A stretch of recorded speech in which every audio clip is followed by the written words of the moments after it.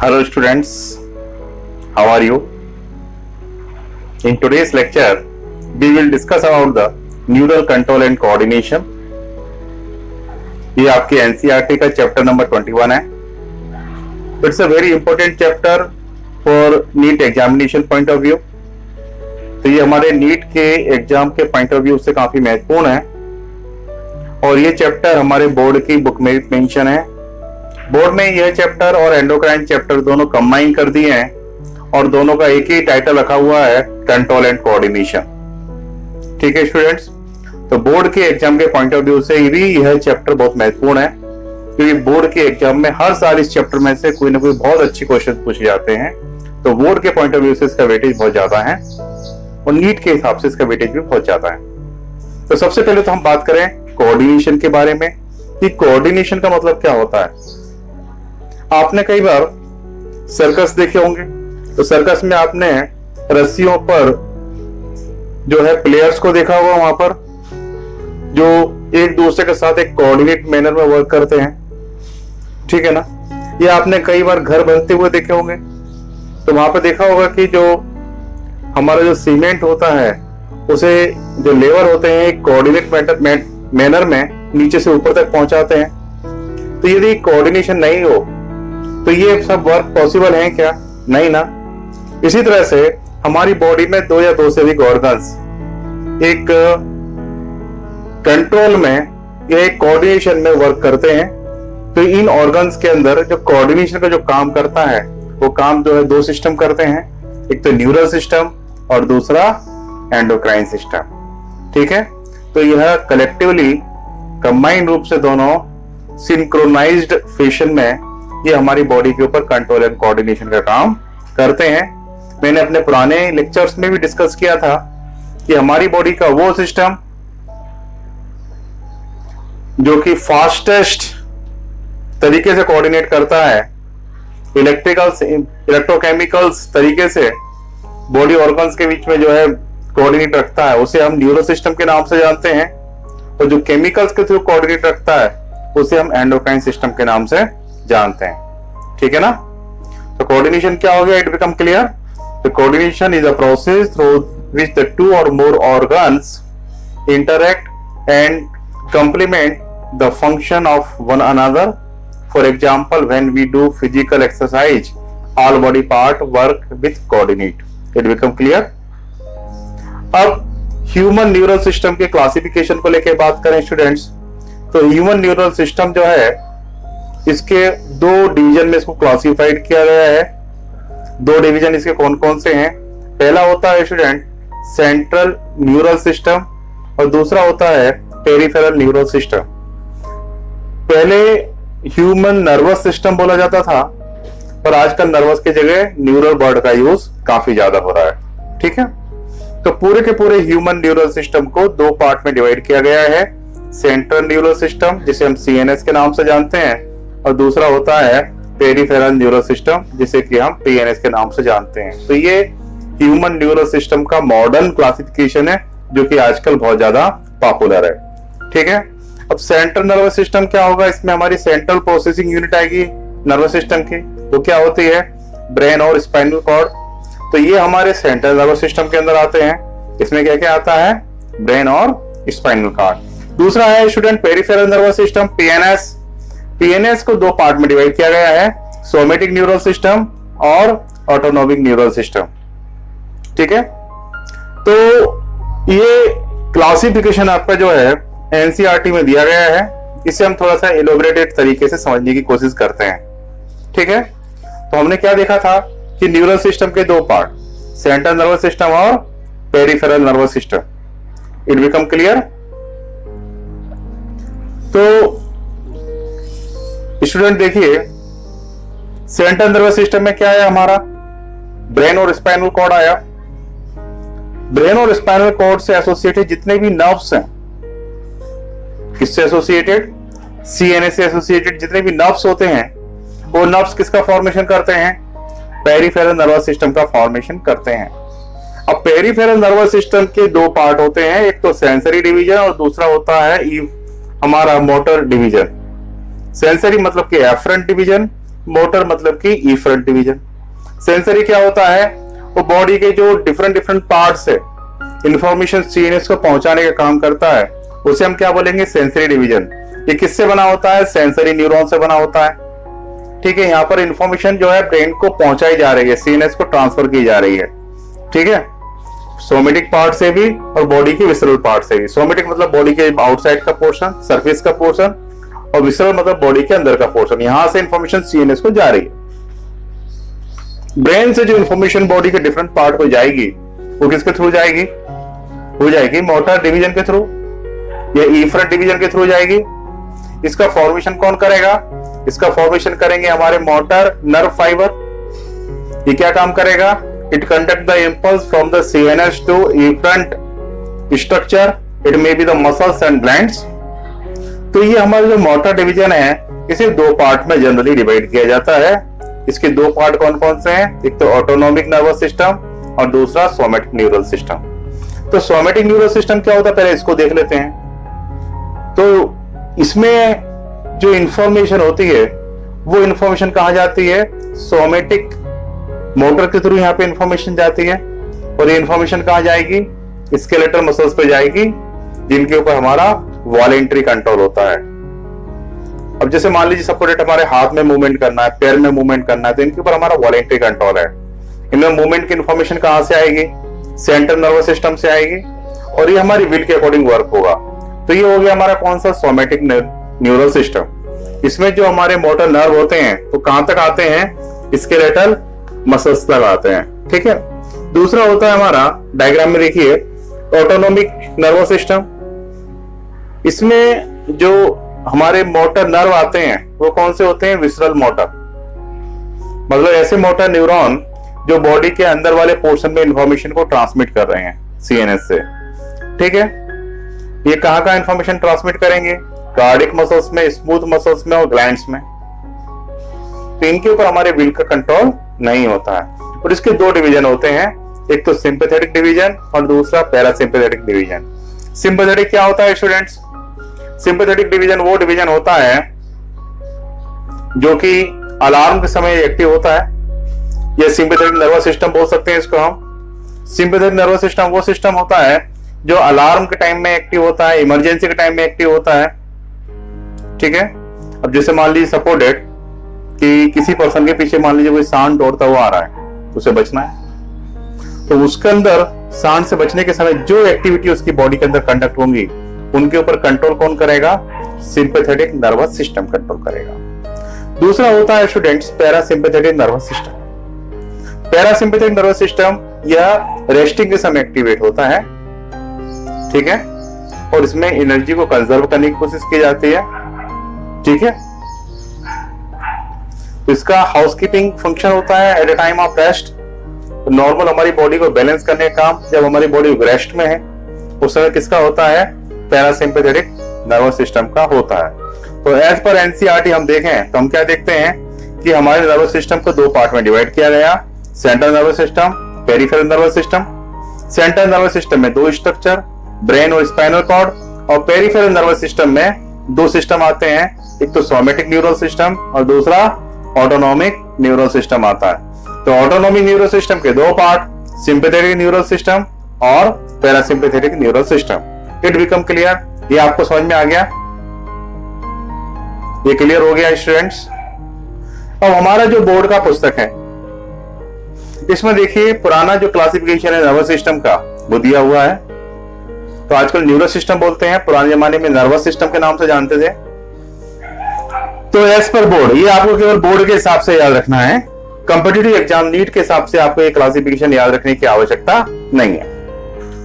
तो आप इसमें क्या देखेंगे, ओल्ड ट्रेडिशन के अंदर नर्वस सिस्टम को तीन पार्ट में क्लासिफाइड किया जाता है, central nervous system, peripheral nervous system and autonomic nervous system. Central nervous system में आते हैं ब्रेन और spinal cord, peripheral nervous system में आते हैं क्रेनियल नर्व और स्पाइनल नर्व। जो हमारे नर्व हमारे ब्रेन से निकलती हैं उन्हें हम क्रेनियल नर्व के नाम से जानते हैं, और जो नर्व हमारे स्पाइनल कॉर्ड से निकलती हैं उन्हें हम स्पाइनल नर्व के नाम से जानते हैं। ठीक है ना। ऑटोनॉमिक नर्वस सिस्टम जो हमारे विसरल ऑर्गन की एक्टिविटी पे कंट्रोल करता है, ये दो टाइप का होता है, सिंपैथेटिक न्यूरस सिस्टम और पैरासिम्पैथेटिक न्यूरस सिस्टम। तो सिंपैथेटिक न्यूरस सिस्टम क्या होता है, पैरासिम्पैथेटिक न्यूरस सिस्टम क्या होता है, ये हम डिस्कस कर चुके हैं स्टूडेंट्स। ठीक है। तो बोर्ड के एग्जाम के लिए आप एक क्लासिफिकेशन याद रखिए। मैंने दोनों को साथ साथ इसलिए डिस्कस किया ताकि अननेसेसरी आपके दिमाग में किसी तरह कोई कंफ्यूजन क्रिएट ना हो। अब स्टूडेंट थोड़ा सा न्यूरॉन्स या नर्व के बारे में देख लेते हैं, क्योंकि हम पहले ही डिस्कस कर चुके हैं इसके बारे में। तो स्टूडेंट देखिए, हमने बताया था कि नर्वस सिस्टम का मेन काम होता है control and coordination the body activity. ठीक है, ये मेन फंक्शन होता है। तो what is the function of nervous system? It is a system that control and coordinate the body activity, conducts and integrates the information and response to stimuli. ठीक है। It include the brain and spinal cord and nerves. ये सब हमारे neuro system में आती है। हमारा neuro system mainly specialized cell से मिलकर बना होता है, जिन्हें कि हम न्यूरॉन के नाम से जानते हैं। Neuron is the functional and structural unit of nervous system. तो न्यूरॉन्स जो होते हैं हमारे नर्वस सिस्टम की स्ट्रक्चरल और फंक्शनल यूनिट होती हैं। ठीक है। तो न्यूरॉन्स क्या होते हैं? देखिए, neurons is the structural and functional unit of the nervous system and each neuron divided into the three parts as per NCERT. Cell body, it is also known as the cyton, second is the dendrons and last is the axons. तो इस तरह से हमारा जो neuron होता है वो तीन पार्ट में डिवाइडेड होता है। अब हम एक स्ट्रक्चर ऑफ न्यूरॉन्स को लेकर डिस्कस करें। तो स्ट्रक्चर ऑफ न्यूरॉन्स को लेकर डिस्कस करें तो देखिए क्या होता है। न्यूरॉन के स्ट्रक्चर में तीन part. Number one cell body, it is also known as the cyton. तो ये हमारी सेल बॉडी हो गई, ये साइटोन हो गया। इट कंटेन द साइटोप्लाज्म, इसमें साइटोप्लाज्म होगा, इसमें सेल ऑर्गेनेल्स होंगे like the mitochondria, Golgi apparatus, endoplasmic reticulum and so on. और इसके बाद इसमें निसल्स ग्रेन्यूल्स होंगे। तो Nissl's granules is made by the rough endoplasmic reticulum and ribosomes. इनसे मिलकर जो है निसल्स ग्रेन्यूल्स का फॉर्मेशन होता है। यू मस्ट रिमेंबर स्टूडेंट्स, कई बार डिफरेंट एग्जामिनेशन में क्वेश्चन आया है कि Nissl's granules is the characteristic feature of. तो Nissl's granules is the characteristic feature of the nerve cells और neuron. But you must remember कि न्यूरॉन्स के अंदर ये निसल्स ग्रेन्यूल्स केवल साइटोन में ही देखने को मिलते हैं, एक्सॉन में देखने को नहीं मिलते हैं। डायग्राम में देखिए आपको कहां दिख रहे हैं। आपको निसल्स ग्रेन्यूल्स साइटोन, एक्सॉन और डेंड्रॉन्स में से कहां दिख रहे हैं, मुझे बताइए। ये थोड़ा आपके ऊपर काम दिया, आप मुझे व्हाट्सएप करके बताइए कहां आपको दिख रहे हैं इसमें। It become clear? तो इसका आंसर हम बाद में देते हैं। थोड़ा डायग्राम को बारीकी से देखो और आइडेंटिफाई करो कहां दिख रहा है आपको ये। दूसरे हैं डेंड्रॉन्स। ये छोटे साइटोन में से जो प्रोजेक्टिंग आउटग्रोथ है, इन्हें हम क्या बोलते हैं? इनको हम बोलते हैं डेंड्रॉन्स। ये जो दिख रहे हैं ना, इनको अपन क्या बोलते हैं? डेंड्रॉन्स के नाम से जानते हैं। और डेंड्रॉन्स में से ये छोटी ब्रांचें जो निकली हुई है, जरा डायग्राम में देखिए, ये छोटी ब्रांचें निकली हुई हैं, इन्हें हम डेंड्राइट्स के नाम से जानते हैं। अब इनका फंक्शन क्या है डेंड्रॉन्स का? तो डेंड्रॉन्स जो होते हैं, it transmit the impulse toward the cell body. ये इंपल्स को इधर सेल बॉडी की तरफ ट्रांसफर करेंगे। किधर ट्रांसफर करेंगे? सेल बॉडी की तरह। और सेल बॉडी क्या करेगी? इंपल्स को एक्सॉन में ट्रांसमिट करेगी। ठीक है। तो इंपल्स का ट्रांसफर किस तरह से हो रहा है, जरा देखो। इंपल्स कहां आया? डेंड्रॉन्स में आया, फिर कहां गया? सेल बॉडी में गया, और सेल बॉडी से फिर कहां गया? एक्सॉन में गया। तो this is a pathway of transfer of impulse. तो यह इंपल्स के ट्रांसमिट होने का पाथवे होगा। क्लियर? समझ में आ गया? अब मैं आपको एक क्वेश्चन पूछता हूं कि सपोज दैट एक कोई पर्सन है, तो उसके जो सेंसरी न्यूरॉन है उनका क्या फंक्शन है? ये तो आप जानते हो कि बॉडी के डिफरेंट पार्ट से इंफॉर्मेशन सीएनएस की तरफ पहुंचाना। This is a function of sensory neuron. तो स्टूडेंट्स, सेंसरी न्यूरॉन के जो cell body toward the body organs present होगी कि टुवर्ड द सीएनएस प्रेजेंट होगी, जरा बताओ मेरे को। पहले मेरे को एक बताइए, बॉडी ऑर्गन से इंफॉर्मेशन सेंसर न्यूरॉन किधर ट्रांसफर कर रहे हैं, सीएनएस की तरफ ट्रांसफर कर रहे हैं ना। इम्पल्स का ट्रांसफर किधर से किधर होता है, इस तरह से होता है। मतलब कि डेंड्रोन से सेल बॉडी से एक्सॉन। इसका मतलब क्या हुआ कि सरफेस की तरफ, बॉडी की तरफ क्या होंगे हमारे सेंसरी न्यूरॉन्स के डेंड्राइट्स वाला पोर्शन, और एक्सॉन वाला पोर्शन किधर होगा, toward the CNS. It become clear? ठीक है।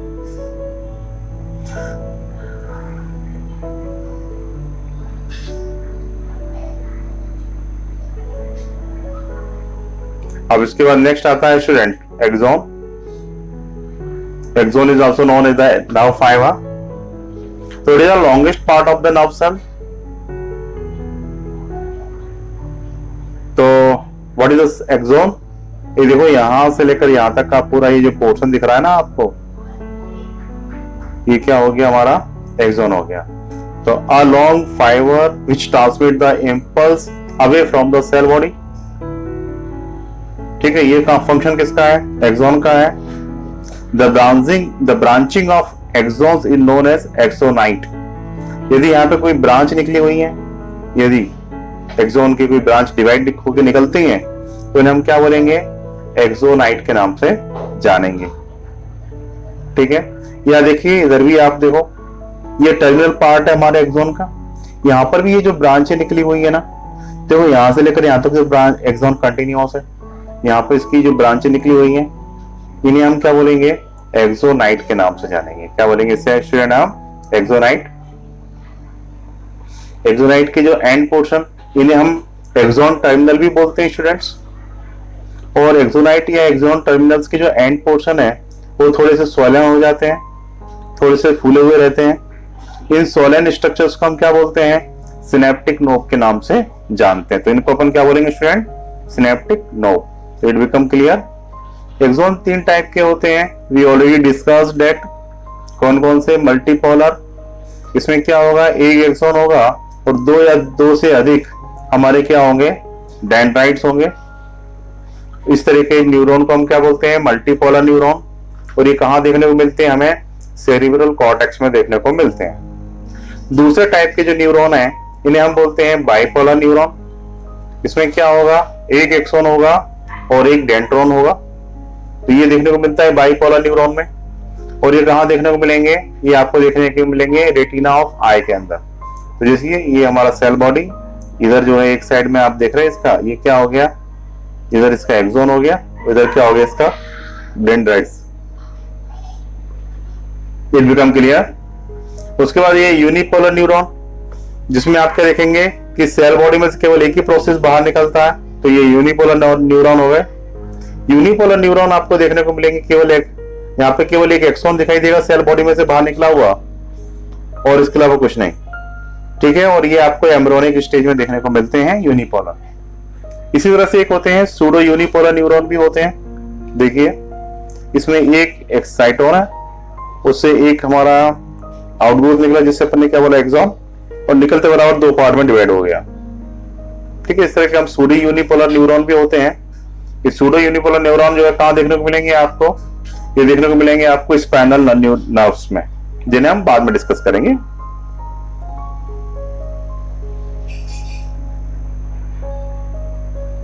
ये क्लियर हो गया ना, ये समझ में आ गया? अच्छा, इसके बाद टाइप ऑफ एक्सॉन के ऊपर डिस्कस करें स्टूडेंट्स। तो एक्सॉन जो होते हैं वो बेसिकली 2 टाइप के होते हैं, on the basis of presence and absence of myelin covering. कितने टाइप के होते हैं स्टूडेंट्स? 2 टाइप के होते हैं। एक तो होते हैं माइलिनेटेड, और दूसरे होते हैं हमारे कौन से, नॉन माइलिनेटेड टाइप के एक्सॉन देखने को मिलते हैं। तो माइलिनेटेड में क्या है स्टूडेंट्स, इसमें आप देखेंगे कि एक्सॉन के ऊपर जो है स्वान सेल का कोटिंग है, और ये स्वान सेल जो है, ये स्वान सेल क्या सिक्रीट कर रहे हैं, ये माइलिन सीट सिक्रीट करते हैं। तो माइलिन के होने से क्या हो जाता है कि एक्सॉन का इंसुलेशन हो जाता है। अब इसमें से जो है हमारा इंपल्स का लॉस नहीं होगा, और इंपल्स फास्ट ट्रांसफर हो सकता है। और नॉन माइलिनेटेड में स्वान सेल बहुत कम प्रेजेंट होते हैं, और वो माइलिन शीट का फॉर्मेशन नहीं करते। यहाँ पर इम्पल्स बहुत फास्ट मूव करता है और नॉन माइलिनेटेड में आप देखेंगे कि इम्पल्स बहुत स्लो मूव करेगा। ठीक है, तो ये हो गए हमारे माइलिनेटेड और ये कौन से हो गए, नॉन माइलिनेटेड। तो माइलिनेटेड में क्या होता है कि श्वान सेल जो होते हैं वो डेवलप होते हैं और ये किसका फॉर्मेशन कर रहा है, माइलिन शीट का फॉर्मेशन कर रहा है। और इन श्वान सेल के बीच में आप क्या देखेंगे कि माइलिन शीट फॉर्मेशन किया और ये डिसकंटिन्यूस माइलिन शीट फॉर्मेशन करते हैं और बीच बीच में आपको यहाँ पे नोड ऑफ रेनवियर देखने को मिलते हैं। देखो ये श्वान सेल का कवरिंग, श्वान सेल की कवरिंग के ऊपर क्या है, ये माइलिन शीट और बीच बीच में आपको ये नेकेड एरिया दिख रहा है ना, जिसमें खाली एक्सॉन एक्सॉन है। तो ये नेकेड एरिया है, इसे हम बोलते हैं नोड ऑफ रेनवियर के नाम से जानेंगे। क्या बोलेंगे स्टूडेंट, इसको हम नोड ऑफ रेनवियर के नाम से जानेंगे। It become clear. अब अपन थोड़ा सा इनके ऑकरेंस के ऊपर डिस्कस कर लेते हैं। यदि हम ऑकरेंस को लेकर बात कर रहे हैं तो हमारे माइलिनेटेड देखने को मिलेंगे कहां पर, स्पाइनल और क्रेनियल नर्व्स में, जबकि हमारे नॉन माइलिनेटेड देखने को मिलेंगे आपको ये आपको बेसिकली ऑटोनॉमस और सोमैटिक न्यूरल सिस्टम के अंदर देखने को मिलेंगे। कौन से, नॉन माइलिनेटेड। माइलिनेटेड कहां देखने को मिलेंगे आपको, ये देखने को मिलेंगे आपको स्पाइनल नर्व और क्रेनियल नर्व्स में अंदर। तो ये माइलिनेटेड न्यूरॉन जो होते हैं हमारे ब्रेन का व्हाइट मैटर बनाते हैं और नॉन माइलिनेटेड किसका फॉर्मेशन करते हैं, हमारे ब्रेन का ग्रे मैटर का फॉर्मेशन करते हैं। देखो हमारे ब्रेन का जो स्ट्रक्चर है वो कुछ कुछ जो है चोकोबार जैसा होता है। अब चोकोबार को देखिए ना, चोकोबार में आप क्या देखते हो, चोकोबार में आप ये देखते हो ना कि उसमें जो है आप देखेंगे कि बाहर कौन सा मैटर है, बाहर जो है चॉकलेटी कलर का कवरिंग है, उसके अंदर व्हाइट जो है आइसक्रीम भरा हुआ है। ठीक है, हमारा ब्रेन भी ऐसे होता है, बाहर ग्रे मैटर होता है, अंदर व्हाइट मैटर होता है। तो व्हाइट मैटर जो होता है वो माइलिनेटेड न्यूरॉन से मिलकर बना होता है और जो ग्रे मैटर होता है वो किससे मिलकर बना होगा, वो हमारा नॉन माइलिनेटेड न्यूरॉन से मिलकर बना होगा। तो स्टूडेंट्स ये हमने डिस्कस कर लिया, ये आपको समझ में आया दोनों का ऑकरेंस, ये क्लियर हो गया। ठीक है, तो हमने न्यूरॉन्स के बारे में देख लिया, हमने ब्रेन के नर्वस सिस्टम के क्लासिफिकेशन के रिगार्डिंग हमने डिस्कस कर लिया। हमने ये देख लिया कि नर्वस सिस्टम का क्लासिफिकेशन कुछ इस तरह का है, न्यूरल सिस्टम का सीएनएस और पीएनएस। सीएनएस में ब्रेन स्पाइनल कॉर्ड, पीएनएस में सोमैटिक न्यूरल सिस्टम और ऑटोनॉमिक नर्वस सिस्टम। ठीक है, इसके अलावा हमारे ब्रेन की जो अंदर के हमारे बॉडी के अंदर के जो डिफरेंट ऑर्गन्स हैं उनके ऊपर कंट्रोलिंग करने के लिए एक नर्वस सिस्टम और देखने को मिलता है जिसे हम विसरल नर्वस सिस्टम के नाम से जानते हैं। अभी विसरल नर्वस सिस्टम जो होता है ना, ये क्या होता है, यह एक तरह से पेरिफेरल नर्वस सिस्टम का ही पार्ट है। देखो स्टूडेंट्स, ये हमारा पीएनएस, इसको दो पार्ट में डिवाइड किया, सोमैटिक न्यूरल सिस्टम और ऑटोनॉमिक न्यूरल सिस्टम। ऑटोनॉमिक हमारे बॉडी के अंदर की एक्टिविटी के ऊपर कंट्रोल किए हुए है, थोड़ा बहुत बाहर की एक्टिविटी के ऊपर भी कंट्रोल कर लेता है ये, और इसका वो पोर्शन जो बॉडी की विसरल एक्टिविटी पे कंट्रोल किए हुए है, बॉडी के अंदर की एक्टिविटी पे कंट्रोल किए हुए है। तो ऑटोनॉमिक न्यूरल सिस्टम के उसी पोर्शन को हम किस नाम से जानते हैं, विसरल नर्वस सिस्टम के नाम से जानते हैं, विसरल न्यूरल सिस्टम के नाम से जानते हैं। तो visceral nervous system is a part of the peripheral nervous system that comprise the whole complex of nerve, fibers, ganglia and plexus। ठीक है, तो हमारे देखिए, आप देखो ये हमारी बॉडी के इंटरनल ऑर्गन्स हैं और ये हमारा सीएनएस है। तो सीएनएस से कुछ स्ट्रक्चर निकले हुए हैं, न्यूरॉन्स, जो इनके ऊपर कंट्रोल किए हुए हैं। इसमें क्या क्या आ रहा है, देखो इसमें नर्व आ रहे हैं, नर्व फाइबर आ रहे हैं, छोटे छोटे छोटे छोटे गैंग्लिया आ रहे हैं। तो नर्व न्यूरॉन की छोटे छोटे सोलन पोर्शन है, उन्हें अपन क्या बोलते हैं, गैंग्लिया। गैंग्लिया आ रहे हैं और गैंग्लिया कई जगह पे बहुत ज्यादा नर्व्स एक दूसरे से अटैच हैं, उन्हें अपन बोलते हैं प्लेक्सिस। तो प्लेक्सिस जो है वो भी इसी के अंदर आ रहे हैं। इसी देखिए आप, प्लेक्सिस बन गया, ये प्लेक्सिस बन गया। तो इनसे मिलके हमारा जो है ये विसरल नर्वस सिस्टम बना होता है। तो विसरल नर्वस सिस्टम में अपने केवल क्या याद रखना है, विसरल नर्वस सिस्टम में अपने खाली इतना याद रखना है कि यह पेरिफेरल नर्वस सिस्टम का ही एक पार्ट है, और पेरिफेरल में भी किसका पार्ट है, ये एएनएस का पार्ट है। और जो किसका बना होता है, नर्व, फाइबर, गैंग्लिया और प्लेक्सिस से मिलकर बना होता है। और काम क्या है इसका, तो ये हमारी बॉडी की जो विसरल ऑर्गन्स हैं या विसरल जो एक्टिविटी हमारी बॉडी की, उसके ऊपर ये कंट्रोल करके रखता है। कौन सा, विसरल नर्वस सिस्टम। तो जो मैंने अभी डिस्कस किया, नर्व सिस्टम का डिवीजन डिस्कस किया, और हमने थोड़ा सा आपको एनसीईआरटी में जो न्यूरॉन्स के बारे में दिया हुआ है वो हमने डिस्कस किया, वो क्लियर हो गया। इसके बाद जो नेक्स्ट लेक्चर होगा उसमें हम generation and conduction of nerve impulse के ऊपर डिस्कस करेंगे। तो आई होप दैट आपको ये समझ में आया होगा। इससे रिलेटेड कोई भी क्वेरी है तो आप मेरे को व्हाट्सएप पे पूछ सकते हैं। घर पे रहिए, खूब अच्छी तरह से अभ्यास कीजिए और अपने आप को नीट के लिए ज्यादा से ज्यादा स्ट्रॉन्ग कीजिए। Thank you students.